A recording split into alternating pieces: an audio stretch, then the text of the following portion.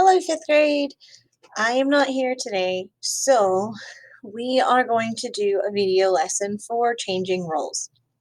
We are going to be finishing up our slotted notes. Please make sure to pause on the slides that you need as you're writing them down and press play to continue listening as we go through. Sacrifices. Major changes in American life took place during World War II. Americans had to make sacrifices in order to conserve materials to help factories make products needed for the war. During the war, much of the consumer goods were limited to only what was necessary for survival. So they stopped making a bunch of products for the American people and started focusing mostly on making things to help the soldiers and the things needed for war. All right. Americans share the meat as a wartime necessity. To meet the needs of our armed forces and fighting allies, a government order limits the amount of meat delivered to stores and restaurants. To share the supply fairly, all civilians are asked to limit their consumption of beef, veal, lamb, mutton, and pork to 2.5 pounds per person per week.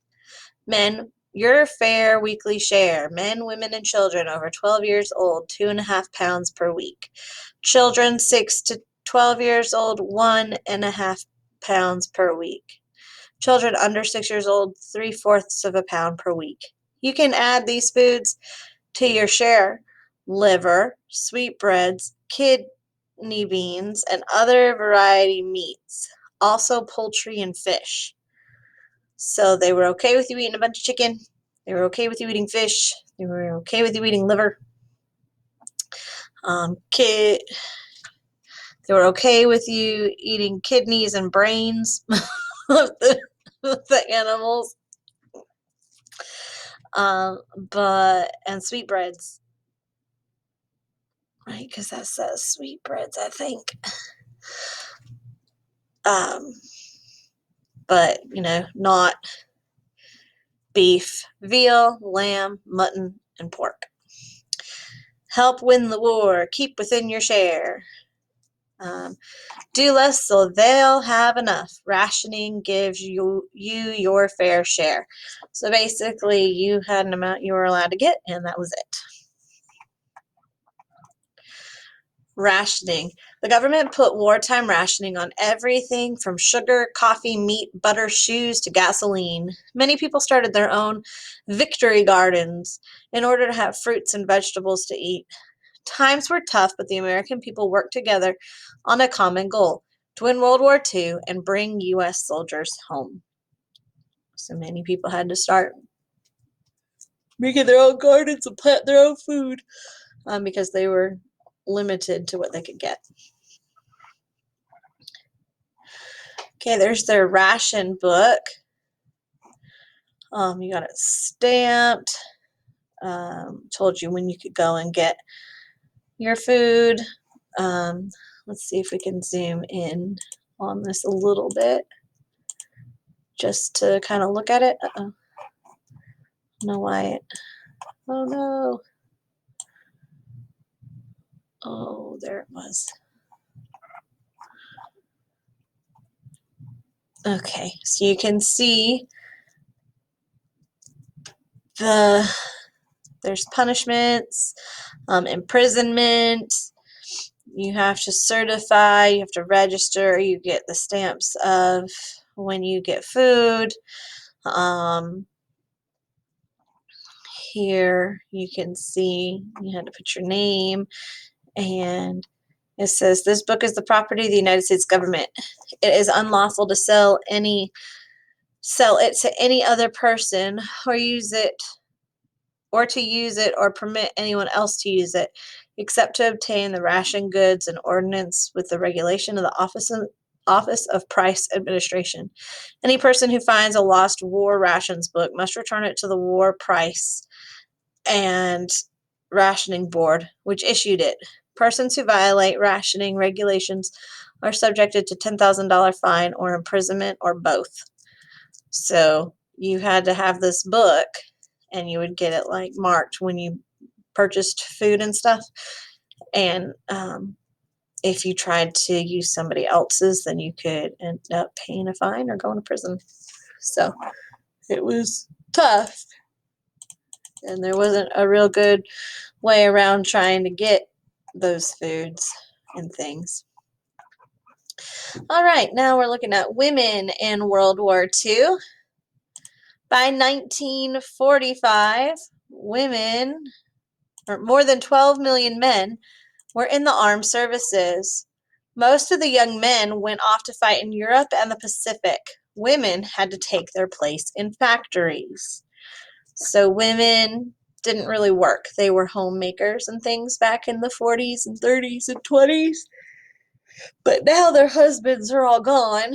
A lot of the men are gone. And so now it was time for them to help out.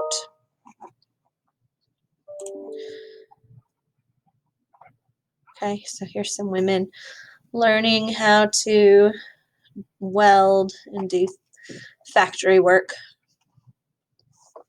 Over 2 million women took jobs in America's industries. By the time the war ended, 1/3 of people working in U.S. businesses and industry were women. So they really had to step up because the men were all going to war. So she's working in a factory. Rosie the Riveter. The government created a poster showing an energetic young woman in overalls, ready to do the job he left behind. She was called Rosie the Riveter, and she symbolized the many women working in factory jobs. And here she is. They posted it everywhere trying to get women to work.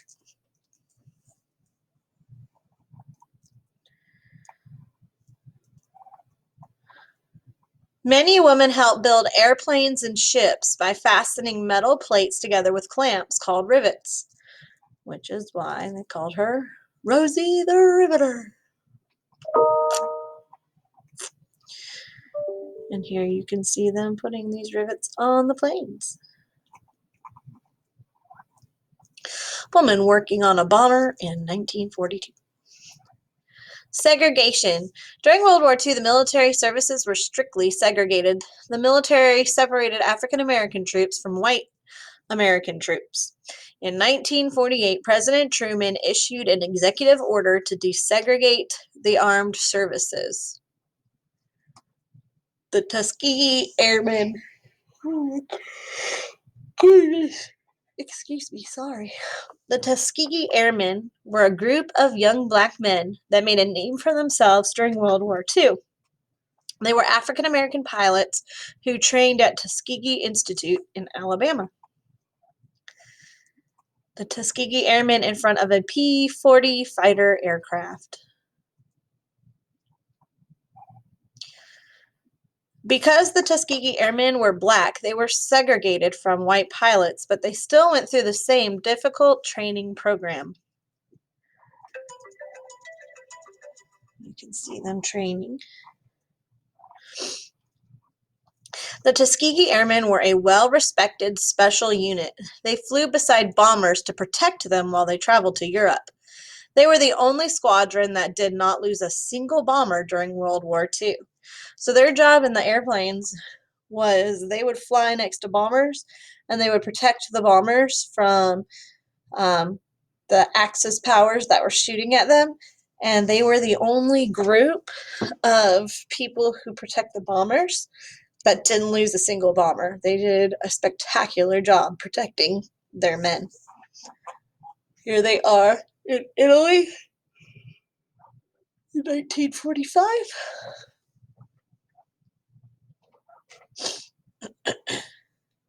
Right, then we have Eleanor Roosevelt and the United Nations. United Nations. During World War II, Allied leaders wanted to create an international group to help keep the peace in the future. President Roosevelt suggested the name the United Nations. The United Nations would be different than the League of Nations in that its members would have to agree to provide military forces if needed to enforce peacekeeping decisions. So remember how after World War I, all these peacekeeping decisions were made, but people were slowly breaking them and nobody was stepping in. So for the United Nations, they said we need some power to actually step in when people are doing things that are against our treaties and against what we have said we're going to do. In 1944, a conference was held in Washington, D.C. that outlined the purposes of the UN. President Truman recommended former First Lady Eleanor Roosevelt to serve as the only female at the United Nations General Assembly. Eleanor traveled the world to garner support for the United Nations. There's Eleanor Roosevelt as U.S. delegate to the newly formed United Nations. A bunch of men and her. On June 26, 1945, 50 countries from around the world signed a charter establishing the United Nations. The purpose of the UN is to solve international disputes peacefully rather than by war and to protect human rights. There's the signing of the UN Charter. Eleanor Roosevelt. Eleanor Roosevelt is perhaps the UN's most well-known American delegate. She served from 1945 to 1952. Mrs. Roosevelt served as an ambassador to the U.S. as she traveled the world to promote the United Nations and human rights. Eleanor Roosevelt helped write the Universal Declaration of Human Rights. She considered this to be her greatest accomplishment in her life. She worked to guarantee rights for African Americans, women, and other disenfranchised groups. Eleanor Roosevelt's attention to humanitarian issues still serves as an example to others today.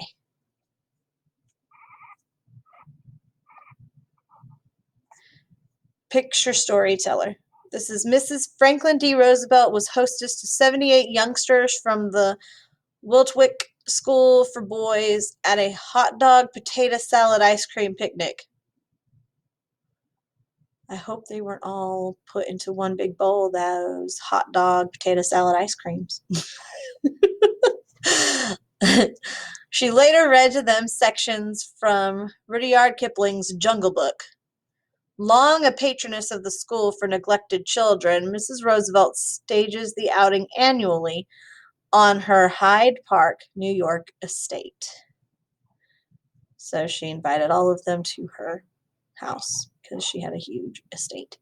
Today, in 1950, the UN headquarters was built in New York City. Today, it has 193 members who meet September to December, maintaining world peace and helping developed countries thrive. Here are the UN headquarters in New York City. And that's it. All right, hopefully you've gotten all your notes filled in. Please feel free to go back and rewatch if you need to. And I will see you guys on Friday.